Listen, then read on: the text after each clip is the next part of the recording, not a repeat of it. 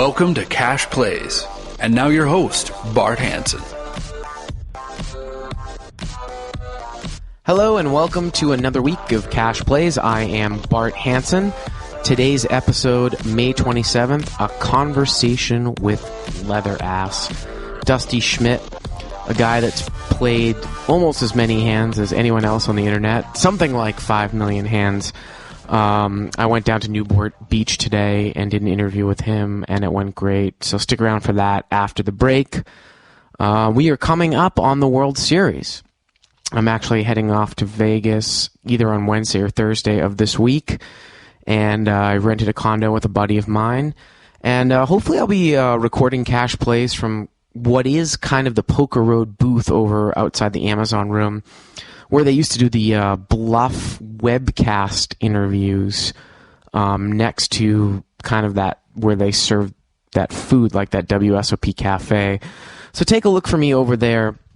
What I'll probably be doing is recording on Sundays if I'm not conflicting with playing an event. I'm going to try to record there this upcoming Sunday because I know I'm going to play the first day of the $1,500 no limit on Saturday. Hopefully I'll make it on to day 2, but they're not scheduling another event until Monday, which is the 1,500 pot limit. So, you know, regardless, I think I'm going to definitely record on Sunday of this week. So come by and stop by and say hi.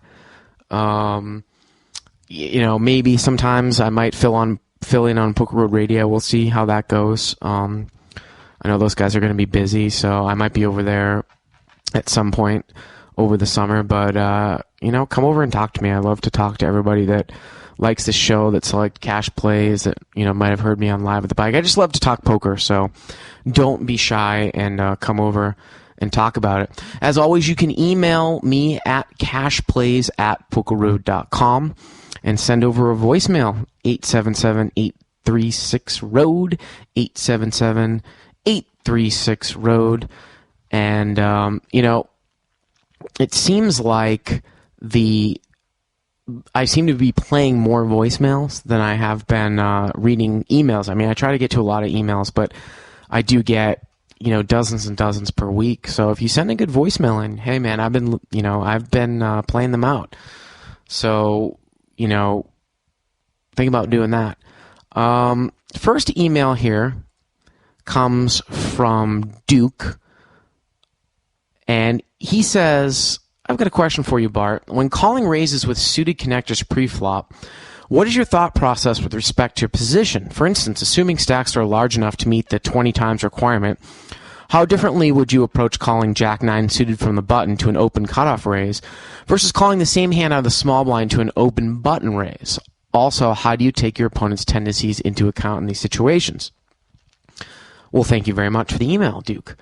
You know, I've gotten a lot of emails to Cash Plays talking about how people are flatting more with their suited connectors pre-flop since listening to the conversation with Simoleus episode back on March 31st. And again, you know, what Simoleus was saying was that suited connectors play well, you know, stack size to raise size ratio. That he doesn't necessarily want to go with what a lot of people preach, kind of that card runner's feeling of the 3-bet with suited connectors, because it plays so well when you just flat there. And he talked about flatting out of position with suited connectors, but he talked about it because he's going to be making moves on boards that he doesn't necessarily hit. He'll be making moves as semi-lost. He'll be making moves on air. He's reading board texture issues. So, again, if you're going to flat, I guess my suggestion to you, Duke, and to all of you out there, if you're going to flat with suited connectors, I don't mind it in position, but if you're going to flat out of position and you're not going to be making moves, and honestly, you really shouldn't be making moves at the lower limits. I don't think you should be getting fancy with your play. I think that pretty much straightforward play wins you the money, at least at the live level, which is where I come from. Maybe at the lower, you know, levels online. So I don't really have a problem 3-betting out of position. I would almost rather 3-bet with a hand like Jack-9 suited at the lower levels out of position and flat in position with it. The problem, though, too, you've got to realize is that if you're only playing your own hand strength and you're flatting with a suited connector, you've got to realize that the range of the pre-flop raise from late position is extremely wide. So a button raise and you're calling in the small blind against a somewhat aggressive opponent, that guy could have anything. It's so difficult for you to flat with Jack 9 suited out of the small blind to a button raise and win a big pot because his range is so wide. You've got to hit your hand. He's got to hit his hand. If the flop comes out, like a 9-9-3 or, an 8-10-7, he's got to have a hand. He can't just have like ace rag. So in reality, especially when you're playing restricted stack games, if you're just playing it for pure hit my hand, hit his hand, I'm going to make implied odds, it's really, really, I think, a bad strategy at the lower levels. Which is why I don't really have a problem with 3-betting out of position there. Again, in position, there are things that you can do. You have so much more of an advantage being last to act on the flop. And again, I don't even really mind a 3-bet there in position. But the later the raise comes, the more you've got to realize that the range is really, really wide. And again, if you're on the button and the cutoff raises, his range is wide too. It's just like if a button raised. So you've got to try to figure out what you want to do with that hand and ask yourself, what type of player are you? Are you going to flat here with the suited connector and just give up? There are boards that come out texture-wise. That's one of the other things, too. I've had a great week playing live, and I'm going to get into a couple of hands that I kind of muffed. But the more and more I think about poker and think about board texture issues, the more and more it's just, a lot of the times it's easy to take away flops and take away hands when the board texture is correct. If you're raising pre-flop and get a couple calls and you see paint, rag, unsuited, that's a great board to make a continuation bet. And on the same token, if you're flatting there with Jack 9 suited and the board comes out, Queen Deuce 3 with 2 clubs and the guy bets, it's very difficult for him to call a raise if he doesn't have a queen there. He bets and you raise, especially in a live setting. So if you're not prepared to make some sort of move at it, I might even go ahead and tell you to fold the hand.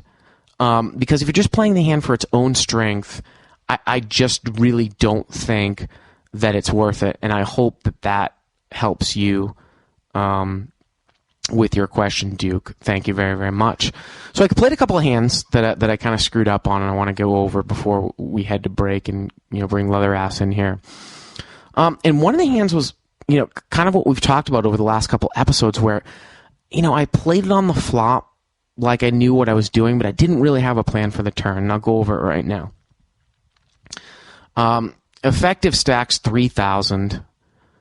A guy in the 10-20 no limit game at the Commerce. He's a pretty good player, which is rare live.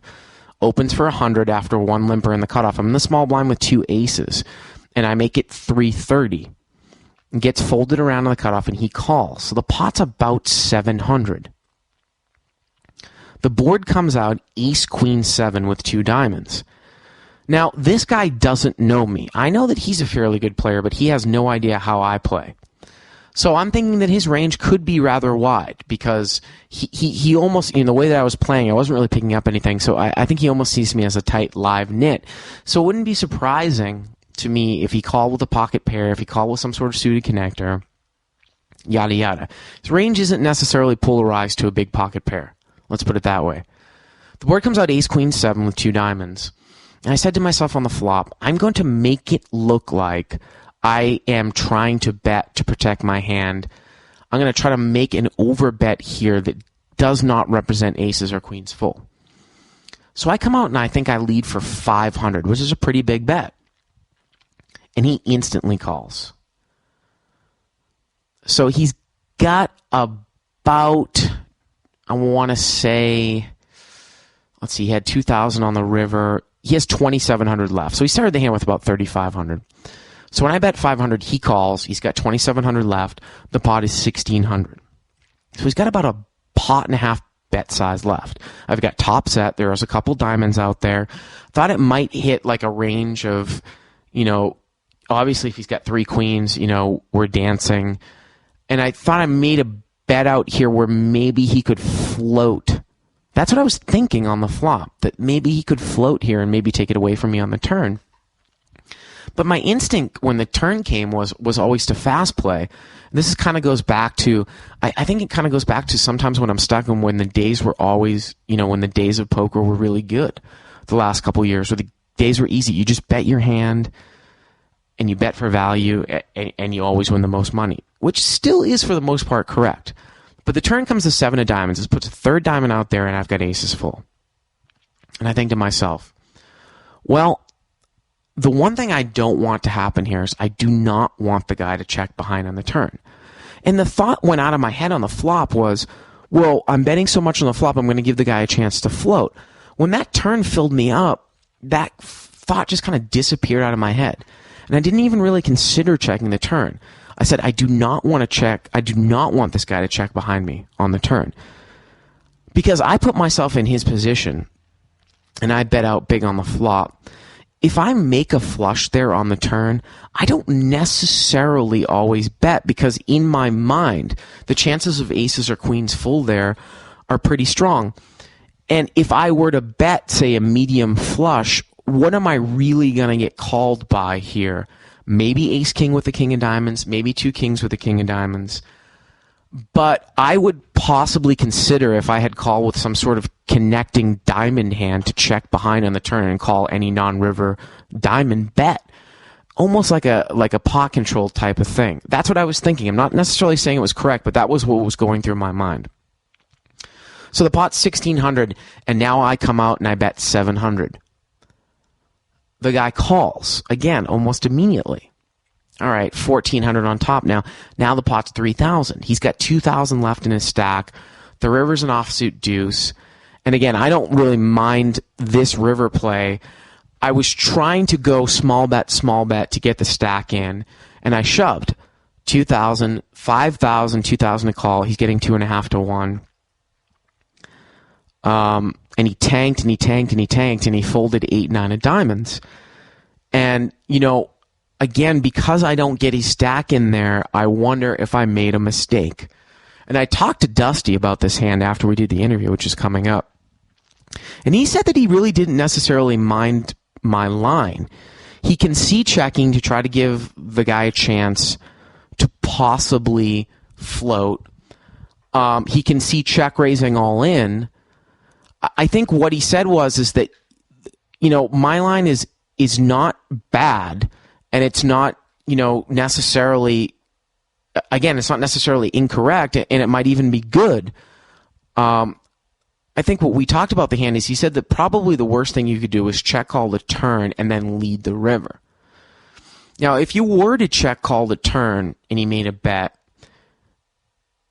I think now looking more and more at it, I think, and again, it's a rare thing in my game, that probably check raising the river, getting him to commit, might be the best line. And maybe the best line for that hand overall is a check call on the turn and a check call on the river. And the other thing that Dusty brought up was, if it goes check on the turn, you can still check the river.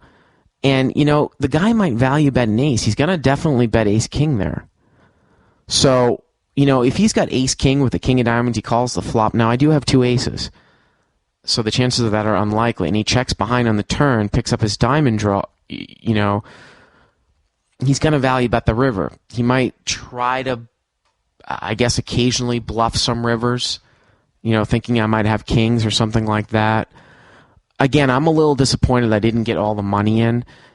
What I thought to myself was, I thought that the medium-sized bet might have been the worst play. Again, I'm not a huge proponent of slow playing. Maybe I check the turn, check raise all in, or check. But if I had actually come out in that hand and come out and bet 1,100 there, I don't think he's going anywhere with a made flush. I bet 1,100. Now the pot's 38 and he's got 16 left. That's the big difference right there. And again, I it's just, maybe it's one of my weaknesses. I kind of froze on the turn. My mind almost stopped in that hand like a shock. Like sometimes you get shocked with a big river bet when you've got second nuts and you're like, oh my God, I might be beat here. I'm going to be beat, but I'm going to call anyways because your mind doesn't work. I think my mind didn't work, and as a reflex, I kind of bet half pot, which might have been the worst thing to do. I think checking or betting close to 75% of pot was probably the best play.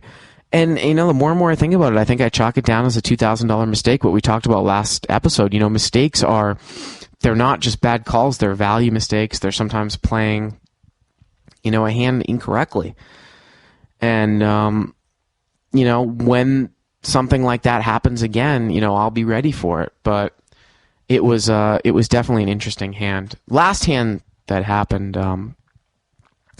was a hand where, boy, real tough hand. Again, 10-20 no limit the day before. I had effective stacks were 2,000, and I had them covered. And I opened after a limper for 90 with Jack 10 of spades. Got a guy in the small blind to call and got the limper to call. So the pot's 270. The board comes out 9-5 deuce with 2 spades.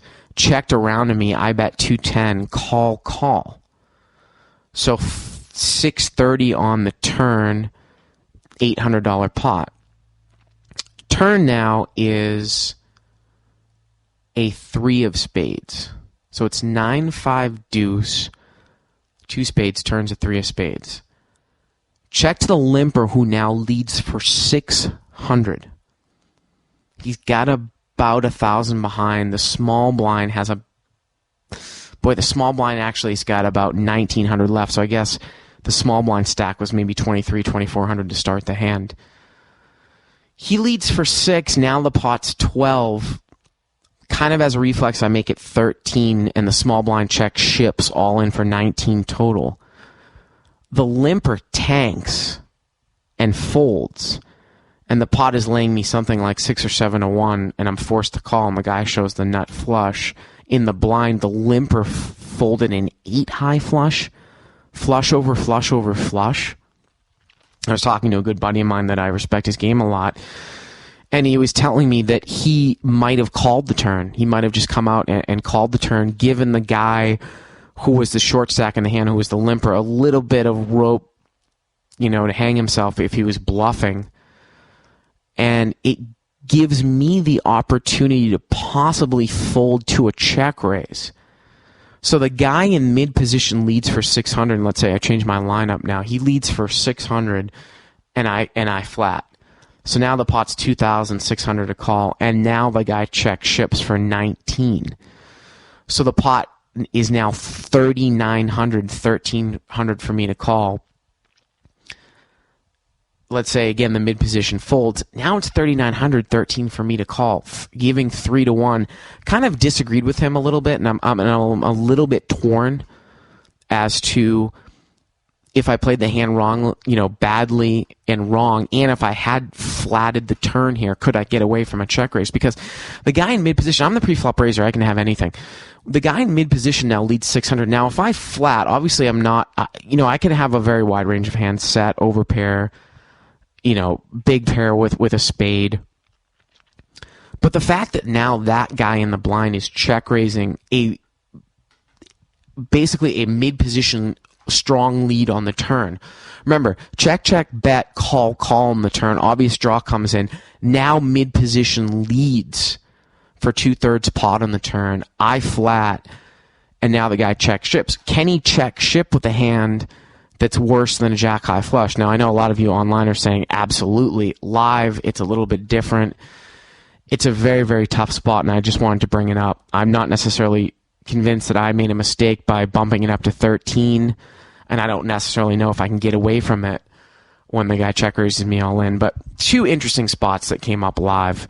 And again, I'd love to hear your opinions about it. cashplays@pokerroad.com.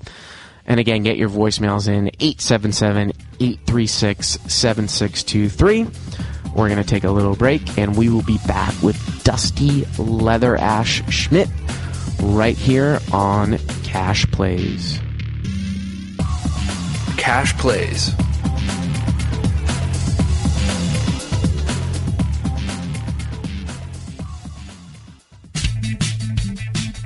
Scott Huff here from Two Jacks in the Hole. And Joe Stapleton, also present and accounted for. Joe, I have some bad news. I am leaving the USA. That's actually very good news, Scott, because outside the U.S. is the only place you can play on Titan Poker. Actually, I heard about that, Joe. PokerRoad.com and Titan Poker have teamed up to bring you an exclusive $10,000 package to the World Series of Poker. Yeah, it's actually a pretty ridiculous package. You get 5 nights in Vegas, flights to and from whatever country you win it from, appear as a special guest on a Poker Road program. Get picked up at the airport in a limo. That's my favorite part. But Scott, I know your favorite part is you get a coaching lesson from Joe Seabach, dinner with him and the Poker Road crew, and let's not forget the fact that you get a $1,500 buy-in to a bracelet event, No Limit Hold'em number 53. It's easy to sign up. All you have to do is download and install Titan Poker. Use bonus code POKERROAD, one word. Deposit at least $50 to your Titan Poker account, and then earn the most points between now and June 20th, and you get that $10,000 package to the World Series of Poker. And remember, guys, this contest is only eligible for non-U.S. residents, so make sure you sign up with bonus code POKERROAD. You can't afford not to.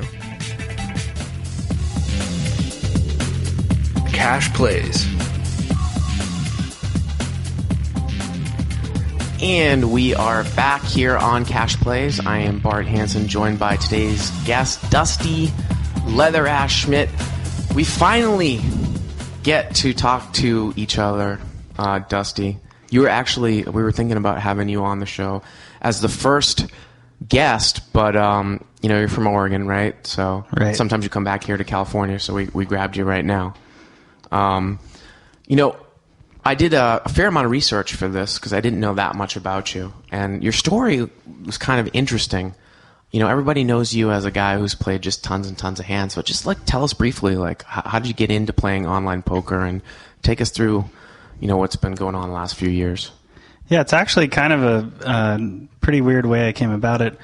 I was actually playing professional golf for probably 3 or 4 years and playing on the mini tours in Southern California. And I got pretty close to making it to the PGA Tour. I was leading the money list on the Golden State Golf Tour, which was the main mini tour down in Southern California. And I had a heart attack, if you can believe it, at 23 years old. I think it was May. And then later that year, I got to playing, I had to quit playing golf, and I started working a little bit for my parents' company. And I kind of got into playing golf later in that year, and I believe that was, must have been May of 2004. And from there, I just grinded really hard. It seemed like the type of thing that I could maybe make some money at if I did pretty well. And once I got to the point where I was making more money than I was working for my dad, then I just kind of went for it. And you started off actually playing limit, right? Yeah, playing limit hold'em, 25, 50 cent, 50 cent, $1. And one of the other interesting things I saw there too was that you said you saw your friend play no limit, and then you gave it a shot one weekend, and then you have never played a hand of limit since. Yeah, right? that's exactly right. Yeah. And that was a stocks trader who's a stocks poker coach. And I met him in, I think it was April or May of 2006. Mm-hmm. And I had been playing professionally, but in limit hold'em. I was more of a bonus whore type guy, just taking advantage of all the bonuses that they offer online. And, I'd made maybe a small amount of money actually playing, but most of the money would come from the bonuses. And after meeting him, just getting to watch him, he didn't necessarily teach me a whole lot, but I got to watch him for about 3 or 4 days after meeting him and flying out to see him along with one of my other buddies. And just came back home and just started crushing it, no limit. And it was mostly just emulating him from the it's sessions interesting. we lost. It's interesting because I do want to talk about stocks poker and talk about the instructional video industry, but I just picked up on something there. So is the reason why you've ended up being comfortable playing so many hands and being that consummate grinder is because back in the day you basically had to do that because you were almost just trying to squeak out a small win or even break even, right, with bonus whoring and just rake back in general? Oh, yeah, exactly. Yeah. It was, well, I guess I kind of didn't give too of a detailed answer last time, but basically, I was working for my parents and then I quit because I didn't like doing what I was doing. And I got, I had a little bit of a savings, a little bit of a nest egg, and I started running out of money. and I had a job lined up, but it fell through, and so I got to the point where I was down to about, maybe $1,000 to my name. And I was like, well, I'm pretty much busto now in life, so I might as well give it a shot. And I deposited almost everything I had into the, I don't know which site it was, probably Party Poker or something, whatever bonus they had going. And just started trying to grind out bonuses. And, I had like 2 weeks to try to make this money to get my rent going and get my life back in order. And I played probably like over 100 hours the first, each of those 2 weeks. Wow. And just grinded it up and, made the money. So it's almost like a medicine ball effect now, because now I was seeing one of your video blogs where you're like, I'm happy to play 150 hours a month. When you think about that, it's really not that many hours, but, obviously when you play online poker, it's different than, working in a job where you're not paying attention. But you were actually playing hundreds of hours a month in the beginning, right? Oh, yeah. That first month, I wouldn't say I played any less than probably 350 hours. Wow. Yeah. And you just never had any type of burnout factor, though. No, and you know what? A lot of people have said that, okay, you're going to burn out eventually. Like, you can't keep this going. But, and maybe I've lessened the amount I play a little bit from the beginning. A lot from those first couple of months, but that was just because I was kind of in a pinch. But after those first couple of months, I got to where I was playing probably 200 hours a month, and now I probably play, 180 on an average month or 170. So I've kept it up pretty high. Well, let's talk about, so you make the move from limit to no limit, and now all of a sudden, obviously you can make more money in no limit, but all of a sudden you're now crushing the game. Is it because no limit, allowed you to become more creative? Obviously, no limit, there's more of an edge for better players, and you were just able to exploit that bigger edge. Yeah, and you know what? That probably has a lot to do with it, and just a lot of it is just sometimes things just click with you. Mm-hmm. Sometimes it might just be like, it might be pot limit Omaha, or it might be like no limit Hold'em just clicked with me, and for some reason it just made sense, and maybe I was a little more of, wanted to make some more creative type of plays that no limit Hold'em allows. And it just appealed to me more, just with my thought process. Now, one of the things too that you write about a lot, and I think maybe it's an ongoing struggle with you, and it's a really great thing to think about, is so sometimes you're like 9 or 10 tabling 6 max and full ring, right? Yeah, usually 10 tabling 6 max. 6 max, okay. So you're 10 tabling 6 max, and let's say that you're playing 2-4 no limit, and you can beat 2-4 no limit at 5 PTB. We'll just give it an example, 5 poker tracker big bets. And then, people say to you, well, Dusty, why don't you try to concentrate and play 25-50 at 3 tables and beat it at 2.5? Mm-hmm. So where's the in-between there? Yeah, I've done a lot of the math and sort of experimented with it a little bit. And I feel like with what I'm doing right now is the highest hourly rate that I could probably achieve with the least amount of variance. And what I do right now is I basically fire up as many 5, 10, and 10, 20s as I can play. And if the game's really good at a 25-50, I'll play that. And even 50-100 at times. But, I could play 3 tables, and obviously I would have, probably a decent enough win rate to consider it. But, if I play 3 or 4 tables 25-50, I'm going to go on a 6-figure downswing, probably a few times every year. And for me, I can keep my downswings low by playing lower limits. And because of the number of hands I play, they just don't last that long. Getting 900 hands an hour in with what I play, if I go on a 50,000 hand swing where I don't make any money, that's only 8 or 9 days of poker. Right. It's only like 50 hours, right? Right. Just a little over 50 hours. Exactly. So say you were 10 tabling 5, 10 no limit, okay, and I had read that you were making $1 a hand, so that's 5, right? 5 poker tracker big bets. Let's say you were only playing 3 at that level. What would you be beating it for? If I played 3 tables at 5-10, I would think 7 or 8 big bets per 100. Okay. The poker tracker big bets. So what I want to get at is that obviously you don't notice as much when you're 10 tabling, but when you're playing in less tables, fundamentally, what allows you to have basically a higher expectation? Just being able to make a little more opponent-specific plays. Mm-hmm. And I just miss little things like sometimes, just the flow of the table. Maybe one guy's getting really active. I don't really notice it because I'm focusing on the tables on the first screen of my 3 monitors, Right. And, maybe I could have made an easy re-raise and taken down the pot because he probably is just raising any 2 cards at this point, or, just stuff like that. Just kind of missing out a little on the flow. And, I do miss on stuff, but, it just doesn't, I'm not, if I was to go to like 3 tables, I would have to win at such a much higher rate. Right. To compensate for the loss of hands. That kind of reminds me, something that I wanted to ask you later on, but I'm going to bring it up now. Is I was watching on a different training site, an instructor say that guys at the lower limits seem to be so bogged down in their heads-up displays that they always think that they need them. They can't play on a foreign computer. That, his case is the heads-up display isn't really that big of a deal and shouldn't be absolutely critical for you. So what's your take on that when you play multiple tables? Yeah, you know what? I couldn't agree more. The only time I really use the Poker Ace HUD, I guess, is the one I use, is basically just when it's a new player. And, after 25 hands, I guess I'll get some data on the screen. And then I'll kind of get to see, he's a 60 VPIP or something like that. Right. But for the most part, I'm playing at limits where we're just happy to have a fish at the table.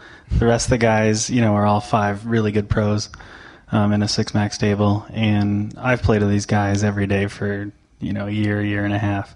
So I know what they're doing. I don't need a Poker Ace HUD for any of these guys, but it's the newer guys that helps you just get that little bit of extra info, I think. So you're primarily playing 5-10. Do you ever drop it down to 3-6 or 2-4, or is that basically the lowest that you go? Yeah, right now? 5. Last year a little bit, but this year I've played just basically for videos and stuff like that. I've played below 5-10. So how big is the player pool at, say, the regular player pool at, say, 5-10 6-max? 5-10 6-max, I would say, like I play at Poker Stars and Full Tilt, and I would say there's probably a good 40 to 50 of them on each site. 40 to 50 of them? Yeah. So it's definitely not so much where them all, basically, right? And just new players coming in. How often do you see a new player coming in? I still see quite a few new players coming in, thankfully, because that's where the money's coming from, basically. Right. But yeah, throughout the day, believe it or not, I'll probably still see 50 new guys that I never played with before. And then they just sometimes come and go, Yeah, the new guys are almost 95% of the time they're not good players because the regulars are all right. You see them every day. Or some guys taking shots and then maybe you see them stick around for a little bit. Yeah, usually the guys taking shots, I may have recognized from before because I have such a huge database now, and I've gone from up the limits that I've got numbers on almost everybody. So I've played 1-2 as right because you've played through the whole. Yeah, right, so right. I usually don't see too many new guys that are just taking shots. Usually the new guys are legitimate fish. Just legitimate fish that's got a lot of money that just want to play exactly. In. And what's basically at that level, or even back when the online bill came about. If you were playing 2-4 at that time, were you playing 2-4 6-max at that time? When the UIG passed? Yeah, I was mostly playing 1-2, 2-4. Yeah. So now, in terms of the strength of play, obviously it's got to be much, much tougher. Did you see it right away? Basically, you've played more hands than pretty much anyone out there. Millions and millions of hands. Mm-hmm. How did you see the transformation of online poker? After that bill came about, was it in different phases, or was it just a light switch and it went off? Yeah, I noticed for 2 or 3 weeks things weren't too bad. They seemed to stay pretty much the same, and that was probably because people, they had their money online. The people that are just doing it recreationally. Right.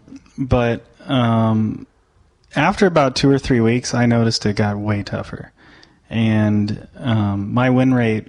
I was winning 8 big bets per 100 at 1-2 at that time. 1-2 6-max. Yeah, 1-2 6-max, and I instantly went to 3. Really? For the next 3 or 4 months, and then I just really worked on getting better because before you could just kind of skate through. Right. Now it's I got to actually play to beat these games now. So you went from 8 to 3. 8 to 3, yeah. And obviously. so it's like 25 cents a hand. And I guess the point I'm making is that, and it's not just a downswing because you're playing so many hands. It's you actually see the expected value, right? Oh yeah, yeah. I mean, I made $30,000 a month easy at 1-2, just firing up 6 or 8 tables and playing 6 max games. And now that first, I think the second month after the UIGA, I think I made like 9 or 10,000. I was like, okay, that's a lot less than what I've been used to, so I better work on my game. And how did you think of yourself as a player at that time compared to now? I thought I was really good at the time. Yeah. I was winning 8 big bets. No, now what do you think about? Now I look back and I was just learning now compared to what I know now. Yeah. One of the interesting things I read in on Stocks Poker Forum is you said that you went and visited your friend Rob, who's LA's NY friend, right? LA's NY, yeah. LA is short for my screen name. Yeah, and you instantly went to a point where you could beat from the 200 no limit to the 1,000 no limit overnight in a 4-day trip. Can you discuss some of the things that you saw? Can you label it down as anything specific? Yeah, you know what? The number one thing we worked on was just, he always jokes around. He's like, when someone limps, it's like free money. Yeah. Like when somebody limps in the cutoff and you're in the, you're on the button or something, it's a weaker player. Just, if it's a 1-2 game, he makes it 2, just make it 12 on the button. The guy's going to fold almost every time. Yeah. If not, it's going to be hard for him to hit a really good flop. So you're going to fire, a continuation bet and he's going to fold. And he used to always joke with me. He's like, hey, if you saw free money on the ground, you're going to stop by and pick it up, right? Yeah, I'm like, yeah, of course. And so that was sort of the attitude he gave me. And then it sort of grew from there to where I was like, oh, well, this guy does this all the time. And that seems like free money to me. All I need to do is raise him. And so it just kind of grew from there. Right. Seeing those things. I had a whole episode on Way Ahead, Way Behind in turn play a few episodes ago. And one of the things that you said, and I want to discuss this a little bit, you said, and this was, someone asked you a question, what part of your game changed the most from grinding from 200 and 400 no limit to where you are today? And you said, I started to really focus on what common lines the regulars at the tables tend to take and how to best exploit those tendencies. Once I took note of those tendencies, then it made things a lot easier. An example of this is how most players tend to play pot control in the turn and only bet really strong hands and bluffs when in position.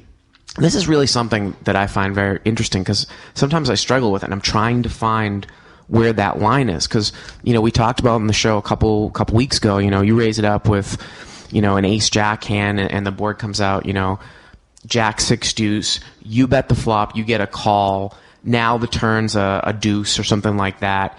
He checks to you. Now, if you were to bet again, are you betting pocket 9s, pocket 8s out of the hand? If you check behind, now can you get a river call? Now, that comment that you made there before, though, you're saying you pick up on that pattern. So how do you is it just a question of mixing it up? Yeah, it is a little bit of a question of mixing it up. Yeah. A lot of it is, like, I feel like in general, unless you feel like it's going to be more profitable to check behind, like your example with like pocket 8s. Yeah. And you've pretty much hit as good a flop as you can hope for. You got jack was the top board card. Right. You got the best kicker. So unless he flopped a set, you got him. Right. If you feel like he's the type of opponent that's going to call the flop like he did with his pocket 7s, right, and that's all he's going to do, well then check the turn. You're going to give him 2 free outs, right, but then bet the river because then it's going to look kind of bluffy, or maybe you're taking a last stab, or maybe you think you're betting an even worse hand for value or something. Right. But if it's the type of guy that goes to showdown a lot, then maybe that's the type of guy you just want to bet all 3 streets for value, and he's going to pay you off with pocket 7s. And, in general on the turn, if I feel like I have the best hand, I'm going to bet. Unless I feel like he's the type of guy that it would be better to check, like, in that previous example, to extract money that way. But obviously it's an easy pattern to pick up on these players that are always checking almost like one pair of hands on the turn, so that when they're betting the turn, it's almost like they either just have a super strong hand or they're bluffing, right? Right. And especially maybe if a scare card comes out on the turn, say the board comes out like 10-6 deuce, they bet, you call, now the turn is an ace. Now they bet again, where sometimes they would check behind with ace queen or something like that, right? Yeah. Something like that. Yeah, exactly. Yeah. Yeah. Moving along to talking about the difference or beating 200 and 400 players, you said it's hard not to have confidence at 200 and 400 no limit because there's a lot of donks. There are pretty much three types of players. There are the truly bad players, who I obviously crush. There are the loose, passive, nitty post-flop players who have zero post-flop skills and basically try to keep the pot small. Finally, there are those pros who are mostly fairly sound, but due to their unusually extreme post-flop nittiness, are very easy to take medium-sized pots from, especially when in position. Basically, just fire twice every time, and they're folding anything but two pair. And if they have had two pair, they would have let you know on the flop. So no matter who you play, it's all good. Let's talk about that third type of player. You used an example where, the flop came out queen 7-5. The guy's got ace queen from out of position. He checks, you bet, he calls. The turn comes at 10. He checks, you bet again, and now he folds. Right. And there are some guys that they just will not check call for their stack. And if I've identified that type of player that's pretty much going to play his hand straightforward, like basically in the sense that like when he thinks he probably has the best hand, he's going to call, which would be on the flop there. But once you're showing, aggression on the turn and the river, who's going to give you the credit for the overpair, those are the type of guys that you want to just keep pounding. There are very few guys that are good players who will also check call for their stack. So if I see him as a good player, I'm just going to fire all three streets. And even if I could see he had ace queen, I'm just going to keep firing all three streets. And I feel like, on the opposite end, those are the type of guys, like when you're facing an opponent that is going to fire all three streets like that, I'll take an ace queen type of hand and put myself in my opponent's shoes, and I'll check call all three streets for value. Right. So, I know he's going to fire three streets. I know he's going to interpret my ace queen as what it is, or maybe like a pocket jacks type of hand that three streets is going to work. There's not really any scare cards. There's only the king that looks ugly to me, but he's not going to have that too often, and I'll just check call for my stack all three streets, and I'll try to get my value that way. So is there ever a spot, and again, this is something that I struggle with in my own game, you're check calling for value because you think the guy is obviously bluffing, right? Mm-hmm. So where is the line, and I asked Brian Townsend the same question, where is the line where your hand is so strong, like you flop top set, where are you ever playing like a hand like that as a check call, trying to get the guy to bluff? Or do you lose so much value in the fact that your hand is so powerful that you're just inherently losing value against something that he might pay off? Yeah, you know what? It's against aggressive players, it can almost never be a bad thing to check call unless the board is really draw heavy. Uh-huh. I think because, let's say you have pocket tens and you called, a loose aggressive player's raise from cutoff or whatever. You're in the big blind at pocket tens. Mm-hmm. Flops 10-6 deuce. If you check call, he's going to put you on a hand like queen 10, jack 10, maybe pocket 8, 7, something like that. I think that's a very good time to check call for your stack. Because if he has two overcards, you weren't going to get any value by check raising him. If he has an overpair, there's no reason for him to ever think he's beat. Mm-hmm. Until maybe if he had like kings and then an ace came on the turn or river. Right. But like for the most part, yeah, against that type of player, he's more likely to pay you. And if a loose aggressive player is going to see someone that plays more normal or more nitty, as being somewhat of a nit, and is going to be more encouraged to fire 2 or 3 barrels with his overcards. So yeah, I think that's a great way to get value from a hand like, king queen if he has on a board like that. So getting back to that third player, this is a very common player at those levels, those guys they won't play with basically one pair of hands for stacks, especially if they're not the aggressor pre-flop.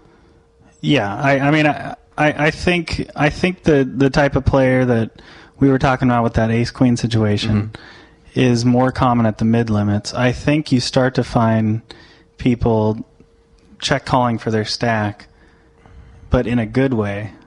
And what I mean by that is you're not like a loose passive player who just made top pair with his queen 10 and he's just going to check call for his stack. I'm talking about in a good way, like you have top pair, there's not many scare cards, your guy's going to bluff a lot and check call for your stack that way.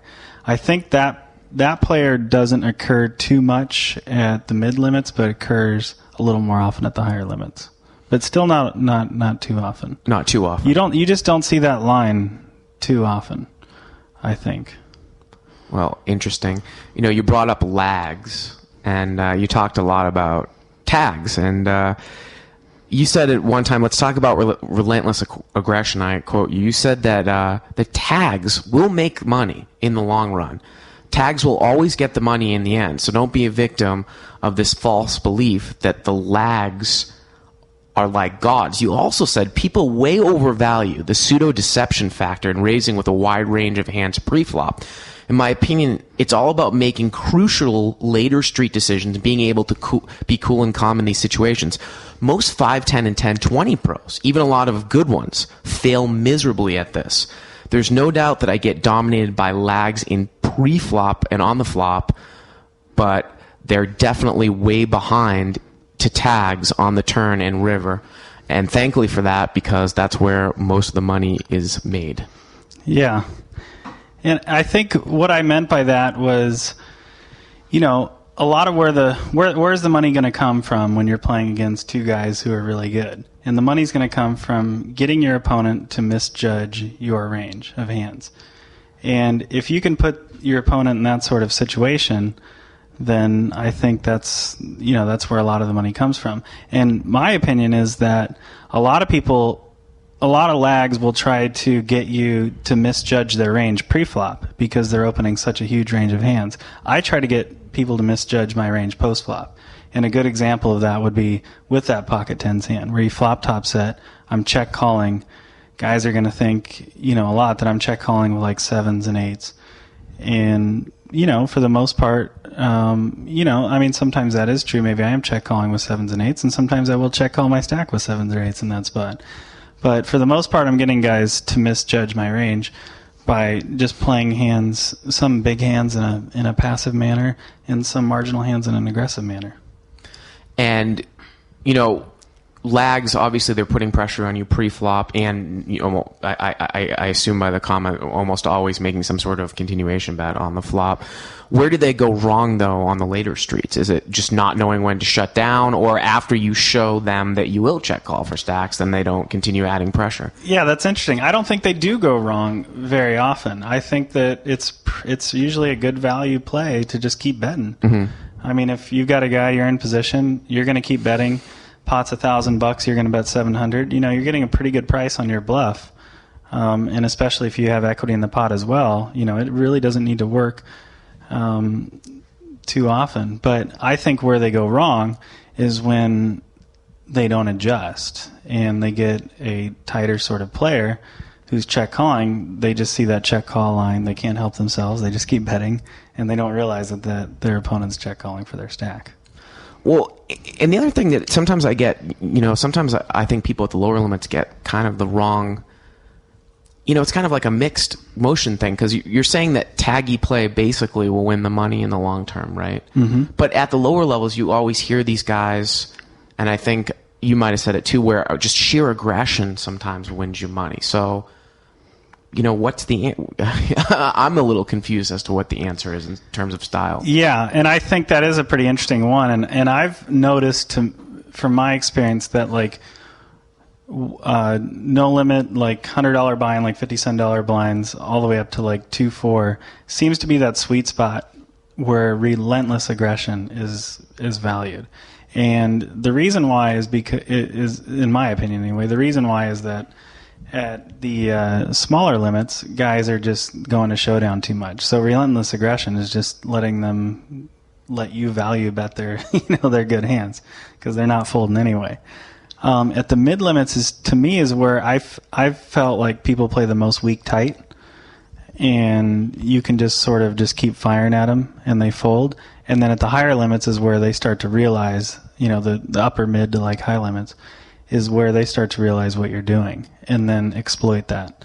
So, like I said, I've personally found that sweet spot to be 50 cent $1 to 2-4 no limit. Is that where the relentless aggression is just definitely the way to go? So you consider mid limits to be higher than 2-4 no limit? Yeah, where players are weak tight. Yeah, I would put mid limits at 3-6 to 50 cent $1. 50 cent $1 to 3-6. Yeah. Okay. So relentless aggression below that level usually takes it. That's where I'm confused because you said 50 cent $1 to 2-4 relentless aggression. Oh, because the players are weak tight. You mean? Yeah, okay. I would say between the limits of 3-6 and 50 cent $1, any of those 1, 2, 2, 4. Yeah. That's where relentless aggression is going to be huge, and then $50 no limit, 25 to 50 cent blinds. Is where I feel like they're just going to showdown. So you're just spewing money by trying to I see. them. See, I was. Yeah, maybe I didn't explain that. So relentless aggression at the very smallest levels. You're just really screwing yourself because they're just calling. Yeah, they're just calling. So okay. you just need to have a hand. You just want to be value betting big hands. Right. I want to go over a concept, and this is something I brought up a couple weeks ago as well. And it's something I hadn't really thought of until recently. Talking about the concept of always betting for value and never to protect your hand and no limit. What do you think about that? Do you ever bet your hand to protect it? Yeah, that's an interesting sort of concept. Yeah. I guess I always feel like I'm either betting for value or I'm bluffing. Is kind of the way I perceive it. I don't really look at it as like protecting my hand because I guess maybe I am protecting my hand, but it's just maybe a different terminology than what I usually use. And what do you think about the a common line where, say you raise it up with like a very strong ace and the board comes out rags and a guy checks to you. How often are you checking that through because you're trying to extract possible value on a later street from a hand that you have dominated? That's a very good thing. And I don't feel like it's a play that a lot of my peers use, but it's one I use a lot. When I do raise a hand like ace king, ace queen, and the flops, 7-5 deuce rainbow, and I get, I'm called pre-flop by someone in the blind, so I'm in position. I'll quite often, not c-bet the flop because chances are, unless he has a pocket pair, I have him beat still, and often dominated, with like ace king, and he has like king 10 or something like that. Right. And so what I'll do is I'll just call the turn. So no matter what the turn is. If he comes out and bets, he comes out and bets, which he usually will because he sees me, I check my hand. I'll call. And then usually on the river, he's discouraged because he feels like I've got just enough, to call down. Right. And sometimes I will call the river too, but oftentimes I'll fold a river bet. But, I'll call that turn, and then oftentimes the river goes check, and, I'll have that ace king, and he'll show me that hand like king jack, and I got a little value from him when he only had 3 outs. That's interesting too because again, I found in my own game now over the last few months that I've been checking back a lot in full ring live games, 10-20 live games with second pair when I was the pre-flop raiser. So, if the board comes out like a jack 10 deuce and I've got ace 10, well, a lot of times I might check back with that line with ace 10. So now they're betting and I'm calling. But if I can do the same thing with ace king, where they're betting the turn and I'm calling, I might have second pair, so it discourages them to fire on. So that's interesting. And getting to your play, another one of my favorite sort of plays is when you have the ace 10, like you just described with that jack 10, X flop. On the turn, they'll usually bet, and usually a lot of times I'll raise the turn. And it's almost like I'll use that limit hold'em play where you raise the turn to get a cheap showdown. Right. And it accomplishes 2 things. It usually keeps them from value betting twice a jack. If they picked up some sort of draw on the turn, I raise them and I got to charge them a little bit for that draw. And then on the river, I usually just go check and show down and see what happens. But if they bet $6 or $7 on the turn and I sort of min raise them, make it like 15, it's better than them betting 6 and then betting 15 or 20 on the river. And so I get to show down a little cheaper. Right. Do you ever feel that you might lose value from getting like a worse 10 to fold there if you raise the turn? Yeah, that's certainly possible too. With everything, there's gonna be little trade-offs, but I guess I'm just like always looking for ways to get to showdown because I'm used to playing with such aggressive opponents. Yeah. That's probably the type of play, and it may not be the best universally, but I feel like for my games, it's a pretty good play. Let's talk a little bit about, you talked about it before, check calling for your stack. Obviously, that's slow playing, but at those mid to lower levels, when is a good time to slow play? Is it ever good to slow play at those levels? Or is it really about, getting value? Yeah, I didn't slow play a whole lot. I feel like maybe, a good time to slow play is if you have a guy with a really low went to showdown, and, the guy usually just doesn't go to showdown very often without the nuts or close to it. And, you flop like King 7 Deuce Rainbow, and he raises another gun, you call the pocket sevens. So you got the type of hand where, he's got 2 outs at best. Right. And, that might be a time to slow play because, he might check raise you, or you might, go for a check raise on the flop to try to, get more money in, and he just folds, everything. Just because he doesn't go to showdown that much. Right. So, that might be but for the most part, I feel like, just putting a lot of action at the mid limits is probably a pretty good way to go. Yeah. We take emails on the show, and again, as always, you can email us at cashplays@pokerroad.com. There's an email here from Dave from Pittsburgh, Pennsylvania. He says, I know Leatherass has a reputation for short stacking some of the larger games online, so he's probably one of the more qualified persons to answer this question. What is the most optimal way to adjust your game online when playing against short stackers? Are there some situations where you should play tighter and some situations where you should play looser? Yeah. Well, first of all, the short stacking is something I did in the past for just a short period of time. I haven't done it in probably 6 or 7 months, and I don't foresee myself doing it in the future. But I do know, as a result of doing it before, how to play against it. And I think a good way to sort of exploit short stackers a little more is I don't think a lot of people realize just how often they're raising from the cutoff and button. A lot of where the money comes from as a short stacker is raising on the cutoff and button, and you can go with, against a short stacker, a really wide range of hands. And assuming a short stacker means like around 20 big bets or 20 big blinds worth of chips at the table, you can go with a pretty wide range out of the small blind and big blind and just re-raise them all in. And, combined with your fold equity and the fact that he usually doesn't have much, you can go with. I think a lot of where the money comes from for short stackers is guys in the blinds just folding a little too often. Yeah. Kind of turn that question all the way around.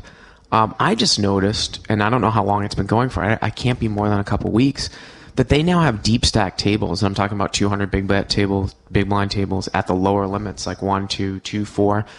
How does that affect internet poker overall? If you're playing a 1-2 game and you have $400 in front of you, who comes out ahead? Is it the better player? Is it the player that adjusts more? Obviously, you can't play certain situations as aggressively as you can normally, right, with 100 big blinds. Right. Yeah, I definitely feel like the edge is going to go towards the better player the deeper the stacks are. Unfortunately for me, I'm still trying to learn, more than 100 big blind strategy better. I feel like I've got it down pretty well because I've had to play with varying stacks, right, as you increase them. But, I haven't figured out, admittedly, the best way to exploit people at the big limits. I would think my tendency is to think that even more aggression, because you just always have a threat of, taking people's, money at twice the rate, Right. So when I've played the deep tables, which I have quite a bit on full tilt at 510 and 1020, a little bit at 2550, is I've just tried to err on the side of more aggression. As opposed to erring on the side of caution, which some people might like, we're sitting down at a deep stack table, we got to be a little more cautious, right? Play a little more pot control. Yeah, my hope is that people are thinking that way a little bit. And my image is on the tight side at the higher stakes. And so I feel like combined with my image and it being a lot more money than usual, I feel like maybe a good adjustment would be to err on the side of being more aggressive. You have any tips for any of those people, though, at the levels that you used to play at, now starting to play those deep stack tables? Like, if you can take yourself back a couple years and say that you were playing with 200 big blinds deep, like, from what you saw playing 100 big blinds deep, is it the same thing, just putting probably more pressure on them?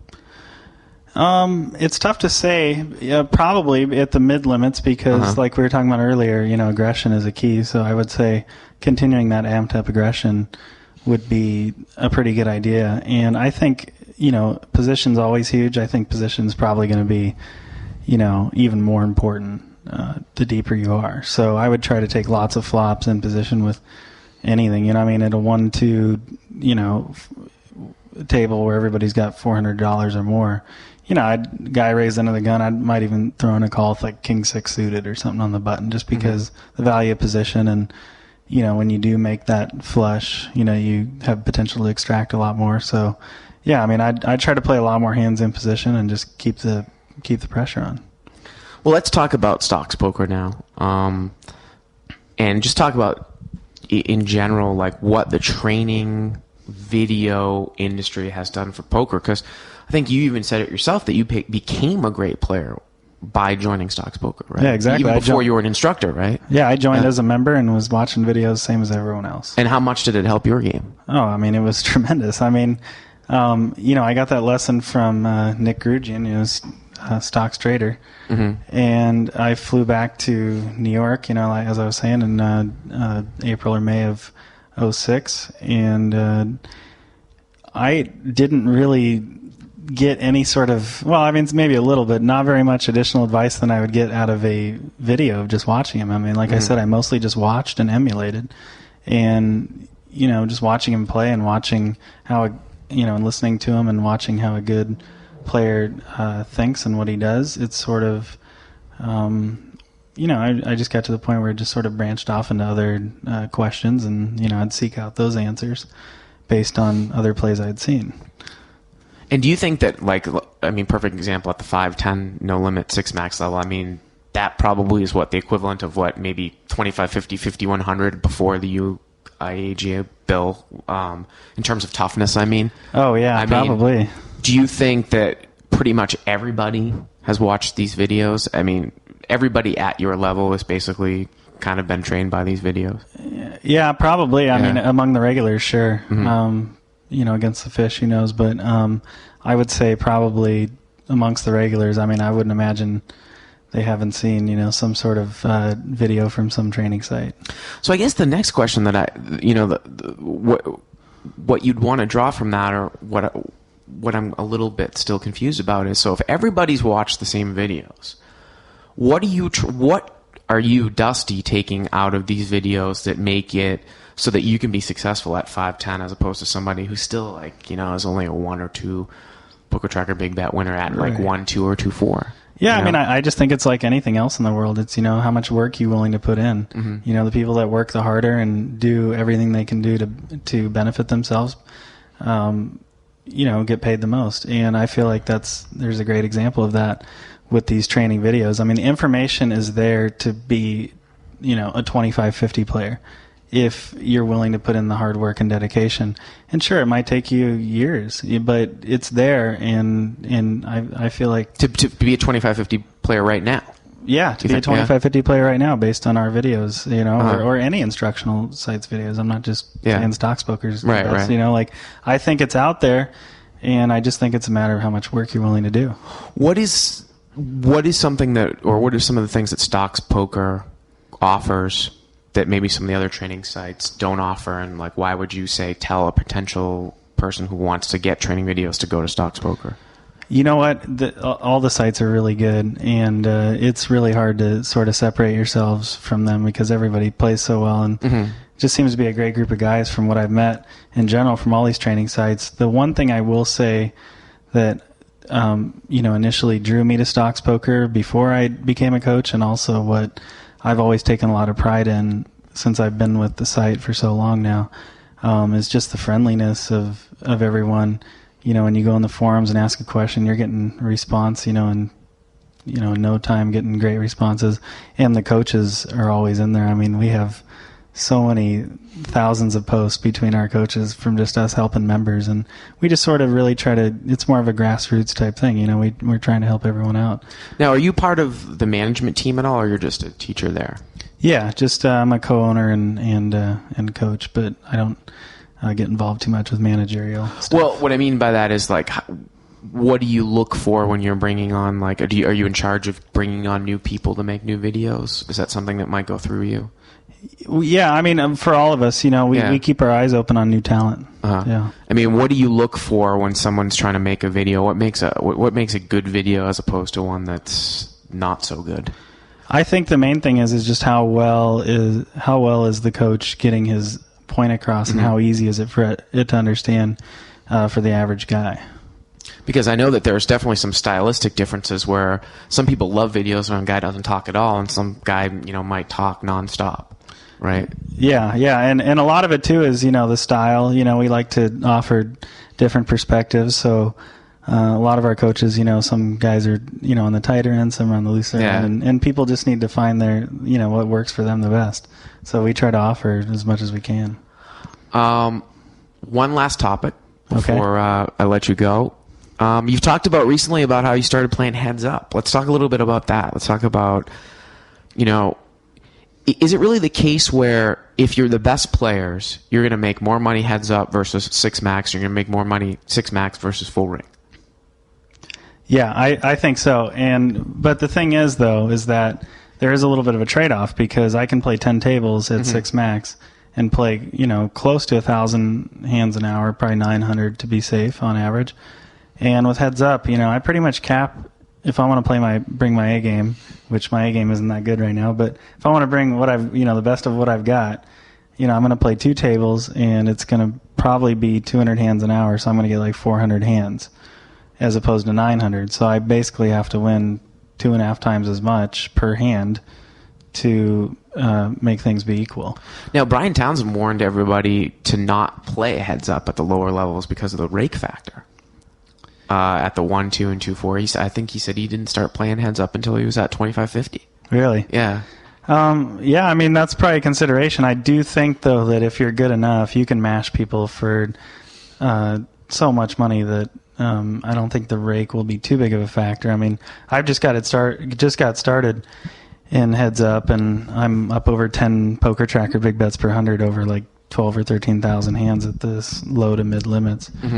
And so that's enough of a win rate to where the rake won't be too much of importance. But I mean, I do agree with them for the most part. I mean, most people are just going to be starting, and at best they're going to be at a low win rate, and then the rake will be huge. So. And I think his point was actually along with your point that there are good enough games at that level at six max that you could multi-table, that you're almost always going to make more money, right? Six maxing or something like that.